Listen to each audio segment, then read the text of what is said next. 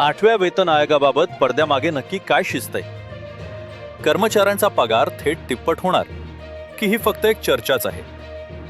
National council JCMनं आयोगासमोर असा एक 51 पानांचा फॉर्म्युला सादर केलाय, ज्यामुळे सरकारी कर्मचाऱ्यांच्या वेतनाची संपूर्ण रचनाच बदलू शकते.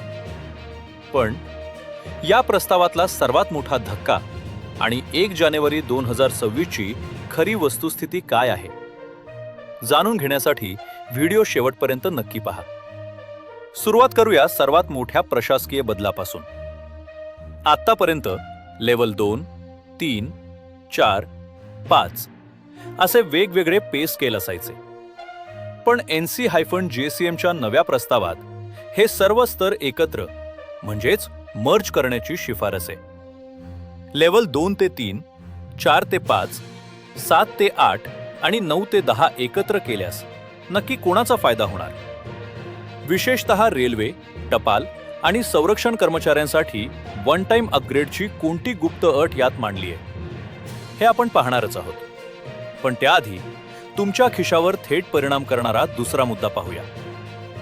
दरवर्षी मिळणारी 3% वार्षिक वेतनवाढ आता थेट 6% होणार का? आणि निवृत्तीनंतर शेवटच्या पगाराच्या तब्बल 67% पेन्शन देण्याचे गणित काय आहे?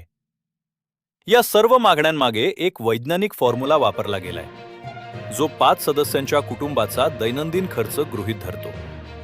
पण थांबा, ही सर्व गणिते ज्या एका मुख्य आकड्यावर टिकून आहेत, तो म्हणजे किमान मूळ वेतन, बेसिक पे. हे मूळ वेतन किती ठरवले? सध्याचे 18,000 रुपये मूळ वेतन थेट 69,000 रुपये करण्याची अधिकृत मागणी 3.83 फिटमेंट फॅक्टरनुसार आयोगाकडे सुपूर्द करण्यात आली आहे. पण आता सर्वात महत्त्वाचा प्रश्न, ही वाढ कर्मचाऱ्यांच्या खात्यात कधी जमा होणार? नवीन वेतन श्रेणी 1 जानेवारी 2026 पासून लागू मानली जाणार असली तरी प्रत्यक्ष थकबाकी आणि वाढलेला पगार मिळण्यासाठी 2027च्या सुरुवातीची वाट पाहावी लागू शकते. 69,000 रुपये बेसिक आणि 6% इन्क्रिमेंटची ही मागणी सरकार पूर्ण करेल का? तुम्हाला काय वाटते? कॉमेंट करून नक्की सांगा. 8व्या वेतन आयोगाच्या अशाच इनडेप्थ अपडेटसाठी चॅनलला आत्ताच सबस्क्राईब करा आणि हा व्हिडिओ सर्व सरकारी कर्मचाऱ्यांपर्यंत शेअर करा. धन्यवाद.